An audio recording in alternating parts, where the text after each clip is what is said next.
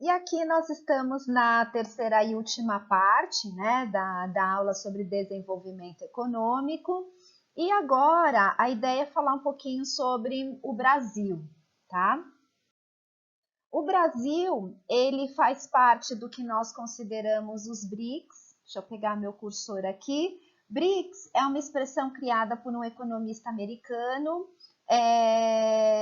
aí especificando que os BRICS eles são países aí de alto PIB, de alto potencial para crescimento, né, e desenvolvimento.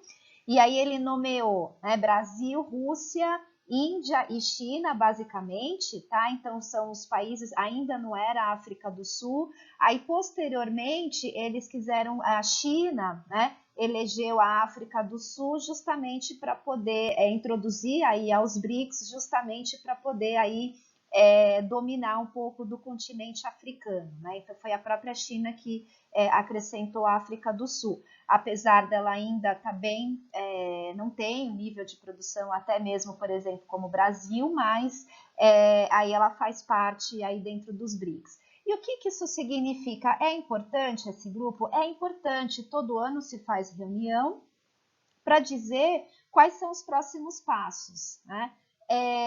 Então, assim, o que a gente tem visto mundialmente? Índia e China despontando, né? Sempre despontando. O Brasil, nesses seus percalços, né, em que sempre se tem a crise, quando se há crise política, também a gente confere aí uma crise econômica, é difícil não se ter essa crise econômica, é difícil promover ganhos exorbitantes no PIB, né? Então por isso que a gente não está apresentando aí altos valores de crescimento. E o que é importante a gente entender, né, desses BRICS, que como são grupos, e esses grupos, fazendo parte desse grupo, existe um fundo, né? E esse fundo é importante para poder auxiliar no investimento desses países que faz parte dos BRICS, né? Então, quer dizer, esse fundo, esse banco, na verdade, internacional, que dos BRICS, por exemplo, desses países, é de extrema importância para ajudar na infraestrutura e investir aí no país. E a gente vai falar um pouquinho daqui a pouco. Por quê? O Brasil, gente, ele ainda, né, como eu mostrei para vocês a relação do IDH, ele apresenta ainda muitas discrepâncias. A questão da educação ainda é muito fraca, né? Então, como eu falei, as grandes diferenças econômicas, né? Como é diferente o país. Ainda, né, principalmente na região norte e nordeste, as economias de subsistência e aí eu posso comentar também sobre o trabalho informal, que não gera um grande montante aí para gerar um grande PIB, um grande desenvolvimento econômico. E o baixo nível de educação, como eu falei, né? Então, tudo isso faz com que o Brasil não consiga despontar ou crescer tanto assim, né? Ele foi realmente, em 2006, se eu não me engano, 2005, se eu não me engano, os BRICS, né? Foi nomeado, mas ainda deixa a desejar, né? Em relação, o Brasil ainda deixa a desejar em relação de quanto que se desponta aí comparado aos outros países, enquanto China e Índia aí tem ganhado aí grande atenção no mundo, principalmente os chineses, e ainda mais nos dias atuais em que eles estão aí quase dominando, né, a economia mundial, aí fazendo com que perca aí a hegemonia americana, tá? Bom, mas é importante a gente dizer isso sobre o Brasil por conta aí dessa característica. Por que a gente não pode aí, por que a gente porque a gente não consegue ainda manter grandes crescimentos, né? Então, essa é a grande característica. E a importância de nós estarmos incluídos a esses BRICS, né? Ao BRICS, por exemplo, a esse grupo, justamente para que incentive aí a economia, né? Para que incentive na infraestrutura, tá bom? Aqui eu quero mostrar o seguinte para vocês. Aqui é o reflexo, né, dessas desigualdades que a gente vem falando. Aqui, assim, gente, não é uma montagem, é uma imagem do que realmente existe aqui lá no Morumbi. Então, é uma, é uma região do Morumbi que a gente tem um prédio que é um por andar, com as sacadas maravilhosas, porque cada andar tem a sua piscina exclusiva, né? E ao mesmo tempo de frente para uma das maiores favelas do país, que é Paraisópolis.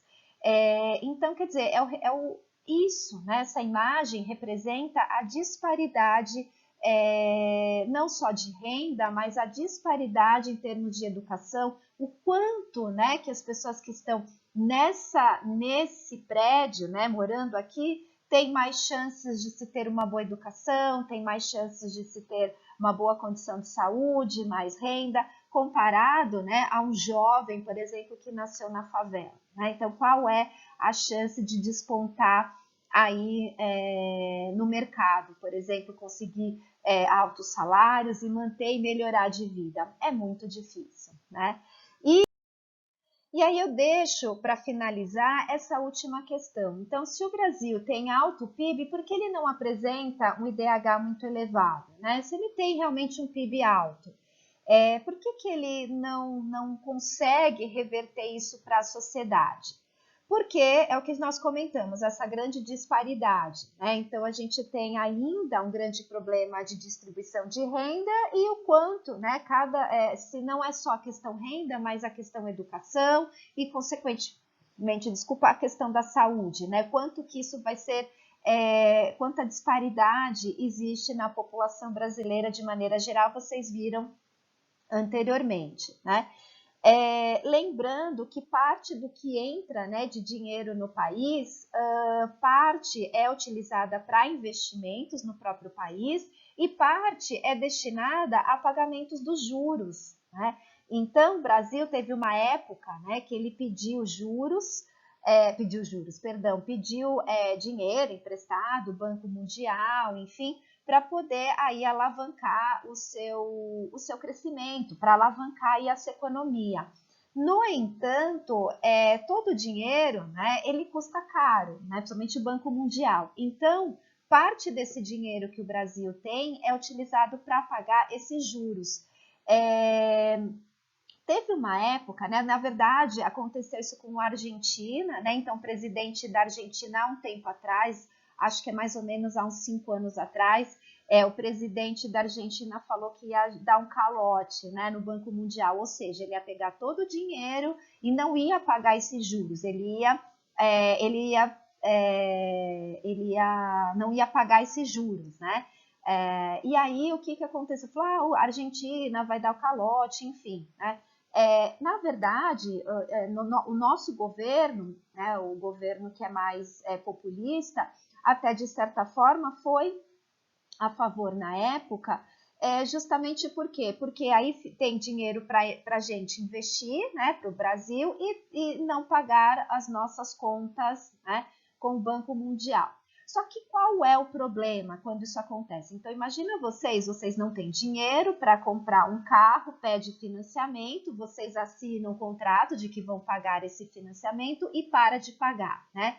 E aí vocês param de pagar, o que vai acontecer? O nome de vocês vai ficar sujo, né? Então, dificilmente vocês vão conseguir outros empréstimos. Então, por que o Brasil ainda faz questão de pagar esses juros? Justamente para o seu nome não ficar sujo, aí para vocês verem, né? Para o nome não ficar sujo e poder pedir futuramente mais dinheiro para empréstimo, né? E isso é a importância também que eu quero deixar aqui, o Brasil fazer parte dos BRICS, né? do BRICS, desse grupo. Por que é importante, né, ele fazer parte desse grupo? Porque como existe um banco só para investimento dos países que fazem parte do BRICS, o Brasil tem uma pontinha aí para conseguir dinheiro para poder investir no país mesmo, né? Então, isso, de certa forma, é interessante. Então, é um dinheiro destinado só para os países que fazem parte do BRICS, ao contrário aí do Banco Mundial, que aí é para todo mundo, né? Então, assim, e o que precisa ficar muito claro é que o Brasil precisa investir principalmente em infraestrutura. Infraestrutura no quê, né? Por exemplo, gente, há mais ou menos uns 3, 4 anos atrás, eu não estou certa, nós tivemos uma greve, que foi a greve dos caminhoneiros, que parou o país.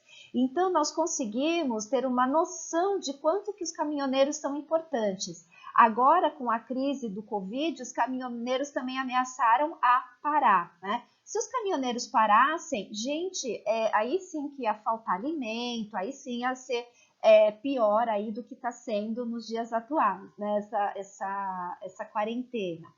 Então, por exemplo, aí assim, nitidamente se verificou a importância de se investir em outros métodos de transporte. Por exemplo, né? Então, deixar de ser o transporte rodoviário, ser o transporte, sei lá, ferroviário, que é mais barato, enfim, né? Transporte marítimo para os lugares onde a gente tem muitos rios, então na região do Amazonas, enfim, né? Pensar em infraestrutura. Se nós realmente pensarmos em infraestrutura, não estou falando só sobre obras, né, mas infraestrutura dá condições, aí sim a gente consegue montar empresas e montar empresas com grande porte e conseguir distribuir para toda a região, né?